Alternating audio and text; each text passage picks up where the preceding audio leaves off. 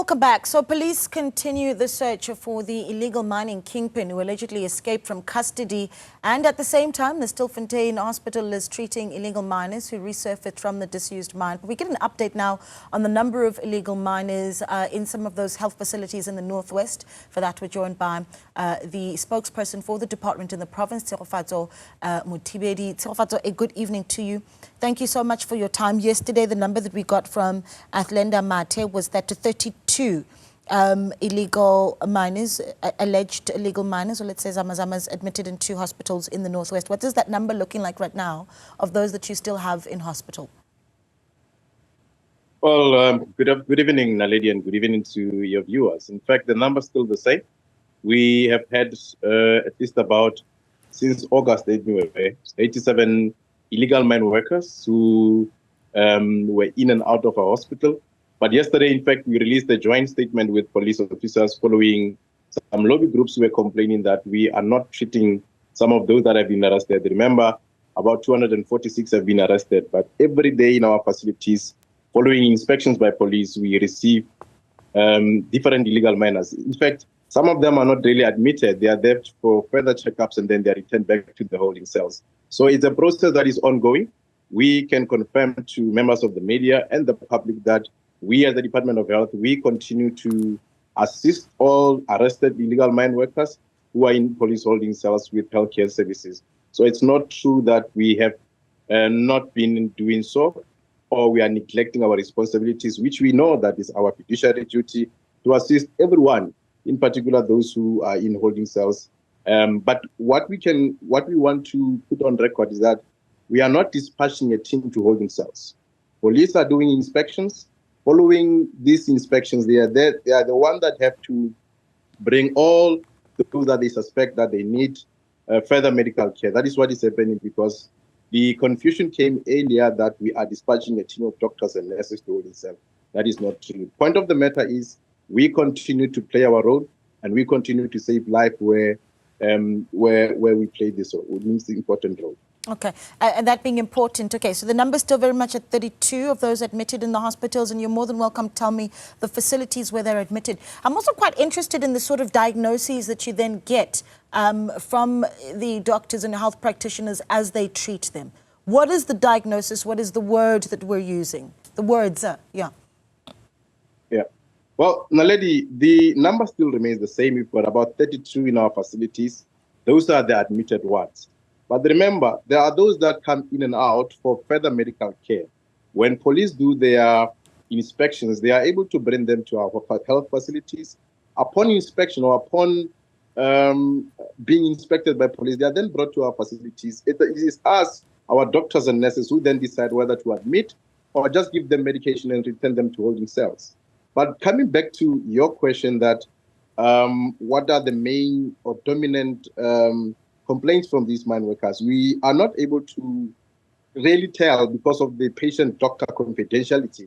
But I think it's well known that most of them were diagnosed with dehydration, and it's something that they complain constantly about every time when they are bringing them in our facilities. Yeah, because you talk about dehydration, and then there's also the I suppose the controversy around whether or not we use the word starvation. So perhaps you can talk to me about the one zamazama who passed away in a health facility. The word that we saw being used there, the words were dehydration and gastroenteritis. I'm trying to see what gastroenteritis is. Of course, I'm not a medical practitioner, and I'm seeing stomach flu. But can we talk a little bit about that particular wording? If there is a sense that there's an avoiding, or are you looking into whether or not these people have suffered from starvation as part of their symptoms? Well, we don't want to say that, but in simple terms, most of them are suffering from diarrhea or stomach bug, if you like, and some of them are suffering from dehydration and hypertension. Those are really known diagnostic report that we realize most of them are complaining about. But we cannot say whether the other ones are suffering from this and that, because we are confined by patient-doctor confidentiality. But we're just putting on record that it's a well-known fact that some of them were underground for months and months, without water. Some of them are complaining about food. So we want to put on record that indeed some of them were suffering from dehydration. But as is, we cannot say how many are really suffering from this, but we can confirm that we've been treating them, and as is, most of them, in fact, all of them who are in our care are in stable condition. The reason why I asked that question, Mr. Mothibedi, is to get a sense if, much like you've heard from the civil society organizations that have been outside the mine, Makua, for instance, talking about how these miners were underground starving. And so what I'm trying to find is, of the symptoms that you're talking about, are these linked to a lack of food? So this is what I'm trying to get to, is that can we attribute these symptoms, outside of just the dehydration, to a shortage of food? At this point, as a department, we cannot confirm that. We can also not deny that. What we can only say is that some of them have been complaining about dehydration.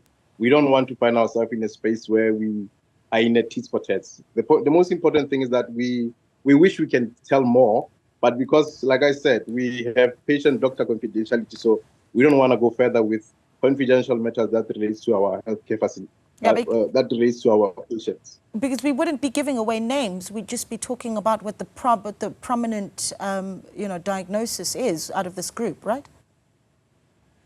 Now, lady, it's quite clear. Most of them are suffering from dehydration. Okay. It's an issue of water. Their body don't have water. That's exactly what you ask about, the dominant complaints, or what we realized as a department, and in as far as those who have been checked by our doctors and nurses. The issue here is dehydration. Okay. I need to look at this as well. Of course, a lot of talk around Tiger, this individual that managed to escape from police custody, believed to be a kingpin at that Stilfontein mine as well, a concern around, how that individual was able to get away. So with the 32 that you do have at these hospital facilities, talk to us about the security that's in place to ensure that we don't have yet another fugitive.